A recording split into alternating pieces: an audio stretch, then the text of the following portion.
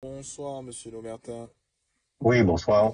Nous sommes actuellement avec les abonnés du Pige et en fait, on voudrait savoir déjà comment allez-vous? Oh, ça va bien pour le moment. Bon, il y a des hauts et des bas, mais je ne suis pas le plus à plaindre. Le but de notre appel, c'est de savoir enfin comment s'organise cette grève qui arrive demain, parce qu'on sait qu'il y a effectivement pas mal de problèmes, hein, que ce soit chez les pharmaciens, que ce soit dans l'éducation nationale et même au niveau de la banane. Donc, on voudrait un petit peu savoir comment vous pensez vous organiser avec la CGTG, parce qu'on rappelle, vous êtes le secrétaire général. Comment pensez-vous vous organiser sur la manifestation de demain? Avant tout, donc je dis bonjour à tous ou bonsoir à tous, ça dépend à l'heure où l'émission d'enregistrement va être diffusée. D'abord, dans un premier temps, on compatit aux victimes des différents meurtres qui surviennent au pays. Nous dénonçons effectivement une situation et nous appelons à un révolte et aussi à un sursaut pour qu'on puisse atténuer voire éradiquer cette gangrène dans nos pieds. Donc, D'accord. Et actuellement, sur les revendications, actuellement, le gros problème, c'est le problème lié avec le secteur de l'énergie. Est-ce qu'on peut s'attendre avec des FPEI que la Guadeloupe plongera peut-être pas, ou on ne sait pas, une nouvelle fois dans ce fameux chaos énergétique qu'on avait eu octobre de l'an dernier? euh, tous les salariés rencontrent des problèmes, y compris des FPI. Et il n'empêche que à chaque fois, il faut qu'ils fassent grève pour se faire entendre et pour qu'ils soient dédommagés à la hauteur du vol qui est fait sur leur salaire. Donc, et malheureusement, dans ce pays-là, il faut faire grève pour signer un accord et il faut faire grève pour que l'accord soit appliqué. Nous en sommes à ce niveau-là.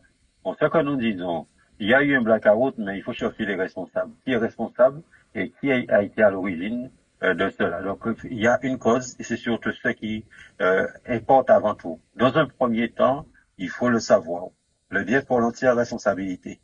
Comment se fait-il? Par-delà tout ce qu'on peut discuter, on peut en dire, c'est l'analyse de l'ancien vulcanologue, dont j'oublie le nom, qui a fait une analyse de la situation en disant que quel que soit le cas de figure, il faut qu'en urgence, il y ait quelque chose pour supplanter un peu toutes les difficultés rencontrées. Au-delà de tout ça, nos camarades ne sont pas des fous. Et donc, il y a un appel à la grève, il y a des revendications, et c'est dans ce cadre-là qu'ils se mobilisent. Tout comme tout un chacun doit se poser la question, qu'est-ce qu'on fait? La situation est extrêmement grave. Si on avait besoin de 4 milliards au niveau de l'économie pour redresser le budget de la France, on s'en prend encore une fois, toujours, à chaque fois que ça se produit, on s'en prend aux pauvres, on s'en prend aux malheureux, on s'en prend aux travailleurs, on s'en prend aux retraités. Là, ils en ont besoin de 44 milliards. Et ils s'en prennent au niveau, au même de manière très durement, et surtout, les riches sont exclus de ces mesures. C'est ça qu'il faut bien comprendre. C'est une mise à mort à terme. On ne pourra pas payer indéfiniment un déficit de soi-disant d'un État français qui n'est pas le nôtre. De soi-disant, parce que on a beau nous dire que le pays n'a pas d'argent, eh bien, la France n'a pas d'argent. Et donc, la France est en difficulté, la France est en faillite, mais comme nous l'avons indiqué, ils ont pu trouver 413 milliards pour financer les marchands de canons, les marchands de la mort. Donc, s'il y a l'argent, si on trouve de l'argent facilement pour un budget donc des armées, un budget pour les militaires pour la période 2024-2030, eh bien, ça veut dire qu'il y avait de l'argent pour qu'on puisse non seulement construire des hôpitaux, des dispensaires, des écoles, mais aussi qu'on puisse avoir les moyens humains pour faire fonctionner ces établissements et donc le service public. Donc, ce que nous disons, il faut prendre la mesure. 44 milliards, pas une égratignure au niveau des riches. On est en train de nous mettre la corde au cou. Nous, les retraités, nous, les chômeurs, nous, les actifs. Et donc, c'est ça qu'il faut bien comprendre. Et c'est pour ça que nous disons la mobilisation appelée à l'échelle de la France. C'est pour ça que nous le relayons en Guadeloupe. Alors, quelle sera la portée? On n'en sait rien, parce que les travailleurs sont imprévisibles.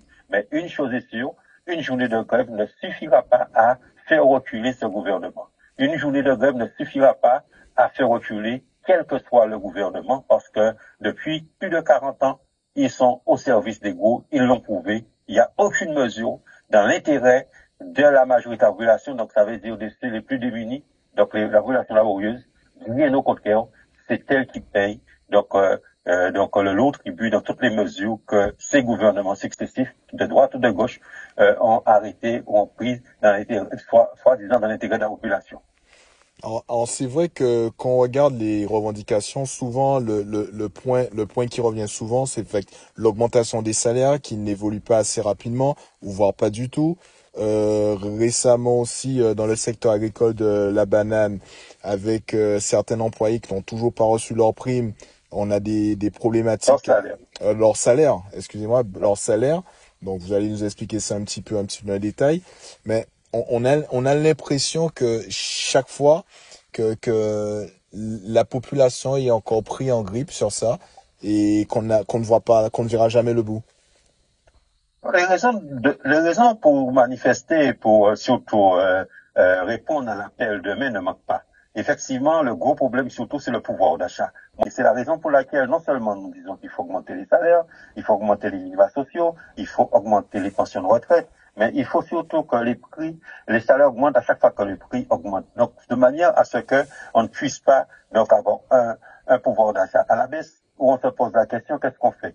Quel choix qu'on fait? On paye pas l'eau, on paye pas l'électricité, on paye pas, donc, on ne mange pas, et on paye les impôts. Parce que les impôts, et ça ne s'arrête pas, et surtout, ça agit très vite, parce que même si on dit on n'a pas les moyens de payer, il y a des saisies, donc, à travers, donc, les ATD, donc, les appuis à tir détenteurs, et donc, tôt ou tard, d'une manière ou d'une autre, on doit payer. Et on doit payer alors que, comme vous le dites si bien, il y a des ouvriers à l'école de la banane qui, depuis le 1er février, n'ont pas perçu un centime. Et il faut ils sont incapables de nourrir leur famille, ils sont incapables de payer et donc toutes les charges fixes qu'ils doivent faire. Ils sont dans l'impossibilité de faire. Et encore plus avec des salariés d'un restaurant, les chefs traiteurs à Terre de Haut au 7. Là aussi, ça fait 1 an, les salariés sont sans salaire. Donc, ils sont victimes de la double insularité. La vie est très chère là-bas. Eh bien, c'est ce que nous assistons au quotidien. Il y a de plus en plus de travailleurs qui, aujourd'hui, ont des arriérés en termes de salaire qui ne sont pas payés depuis, effectivement, février, mars, avril. Et ça pose un problème de fond. Ça pose un problème de fond. Mais le pire, c'est que concernant la banane, là où le bas blesse, c'est que, d'une part, comme nous l'avons indiqué dans un communiqué de presse qu'on a fait, l'Europe et l'ODEADOM ont insisté auprès du groupement pour qu'il raye de manière définitive ces planteurs du fichier planteur pour qu'ils ne puissent pas bénéficier des aides. Non seulement le LPG, donc le groupement des producteurs de Guadeloupe, les a maintenus, mais pire, il a préfinancé pendant 3 ans ces planteurs pour faire face donc aux dépenses. Et l'Europe a dit, de toute façon, moi, je ne paye pas, il faut qu'il rembourse. Eh bien, nous en sommes là aujourd'hui. Eh bien, voilà des planteurs de bananes avec l'assentiment d'un groupement. Un groupement qui, lorsque effectivement l'ODEADOM est passé à l'action, a tout simplement décidé, à cette mobilisation de ces derniers qui sont dans l'illégalité la plus totale, eh bien, qu'il va saisir le tribunal administratif, va les accompagner au tribunal administratif. Donc, voilà un aspect des choses. Deux, l'employeur en question a disparu. Nous avons manifesté à 2 reprises. Il n'y a pas eu d'impact et de préjudice parce que on a bloqué en mai et surtout le 8 juillet le centre d'apportage de Capester. Là, on livre donc la banane une journée, mais on n'a pas fait plus. Parce qu'il n'appartient pas que ce soit les planteurs qui sont en règle qui payent les pots cassés. Il ne nous appartenait surtout pas à les faire payer les pots cassés. C'était surtout pour faire en sorte que le LPG puisse avancer l'argent. Ça n'a pas été fait. On nous a traînés devant les tribunaux. On nous a jugés sans même, c'est prévu par les textes, sans même nous convoquer. Et on nous a demandé de libérer les lieux. Et donc, manu militari, alors qu'ils savent ils peuvent faire appel à la force publique pour le faire. Pire, l'employeur a fini par déclarer une cessation de paiement. Déclaré devant le tribunal. Donc, mercredi dernier, le 10, on s'est rendu justement au tribunal et fait le juge alors que l'employeur n'a plus le droit d'exporter, de produire la banane, plus le droit d'exporter de la banane. Il n'achète pas un sac d'engrais, il n'investit dans rien, il n'achète pas les gains, en fait, il n'y a aucun investissement pour produire. Les terres sont en friche. Eh bien, le juge a décidé de rendre sa décision le 9 octobre. Donc, les salariés doivent attendre encore, patienter, sans salaire, sans revenu. Voilà où nous nous trouvons. Si c'était l'inverse, eh bien, les travailleurs seraient déjà condamnés et il n'y aurait pas eu de mise en délibéré. Donc, voilà la notion même de l'exploitation subie, des injustices subies et de la mise à mort à petits pas des travailleurs et de la population laborieuse. Et c'est ce à quoi nous appelons, et nous appelons à la mobilisation. Et ce à quoi nous disons qu'il est important, là où on se trouve, il y a la nécessité de se battre pour qu'on ait de l'eau dans le robinet, et de se battre pour qu'on puisse régler le problème des sargasses. Eh ben, nous avons bien compris que la grève démarre demain et que vous donnez rendez-vous aux syndicalistes et aux gens qui revendiquent. Vous pouvez rappeler le lieu du départ? Alors, avant, il y a une chose, il y a une démarche qui a été entreprise par des agriculteurs, les petits pour la plupart. Bon, au départ, on comptait y aller, mais on a pris nos distances parce qu'il y a certains justement qui sont au groupement des planteurs de bananes et qui sont associés donc à ceux qui refusent de payer les salaires. Donc, on a pris nos distances, mais nous sommes partie prenante aussi de ce combat-là. C'est la suite du décès d'un agriculteur, Monsieur Combe, de manière tragique.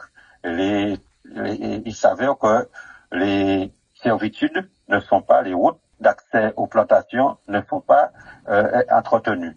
Et ça pose un problème. Nous avons eu des camarades qui ont déjà été victimes de la banane sur les plantations de cette cas de fait. Donc les conséquences sont graves. Donc y compris qu'une personne décède. Donc nous sommes donc aussi dans ce combat-là, mais on a pris la précaution de ne pas faire de nous associer, même si le combat est noble, le combat est honnête, le combat est sincère, et surtout, c'est pour éviter qu'il y ait d'autres victimes de ce genre. Donc, par rapport à tout ça, nous le disons de manière ferme, il faut qu'on se mobilise. On ne peut pas aller au travail pour perdre sa vie. On ne peut pas subir l'exploitation. On ne peut pas subir le fait de travailler, de ne pas être payé. L'exploitation capitaliste doit être combattue. Nous appelons tout un chacun, tous ceux qui le peuvent de venir manifester, de ne pas rester derrière le répondeur. Ça, on peut comprendre qu'une personne en situation de handicap, qu'une personne âgée puisse le faire, mais arrêtons le répondeur pour ceux qui sont, comme il dire, bien portants, pour qu'on puisse d'une part faire une démonstration, mais surtout pour qu'on règle le problème. C'est pas en un jour que ça va se régler, mais qu'on règle le problème de manière définitive, qu'on soit à l'offensive dans les jours qui viennent. Alors demain, rendez-vous à 8h30 devant la mairie de Pointe-à-Pitre et nous lançons un appel pour que les travailleurs, quels que soient les secteurs, les privés d'emploi, les chômeurs et surtout les retraités soient le plus nombreux possible parce que il y va de notre survie. Merci, Monsieur Nomersa. Bienvenue.